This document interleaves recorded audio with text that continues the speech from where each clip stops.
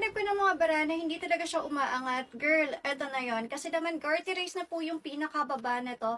Ayan, garter race na yung pinakababa nito. At non-wear na nga din pala, kaya very comfortable to wear. At ganito din siya kaganda once na sinuot niyo po siya. At seamless na nga din pala tong bra na to na hindi talaga siya bumabakat once na nag-pleated top kayo. At hindi nga pala natatanggal yung pinaka-strap na to. Adjustable naman po siya at very stretchable din siya. Maganda yung quality ng talo na to. Sobrang lambot at hindi din siya masakit so once na sinuot mo po. At hindi talaga din siya aangat kasi fully garterized na yung pinakababa na to. Kaya naman hindi talaga siya aangat kahit plus chested pa kayo. At madami nga din pala tong available color dyan sa basket. At madami din tong available sizes dyan na magbipit hanggang size 32 hanggang size 40 na magkakasya hanggang cup A hanggang cup B. Ganito naman po yung details sa likod kung saan meron siyang tatlong adjustment kung saan pwede mo siyang luwagan at sikipan. Kaya naman kung naghahanap kayo ng mga seamless bra na hindi talaga siya umaangat na very comfortable to wear at seamless pa, ito ilalagay kay link natin dyan sa basket, i-check out niyo na po.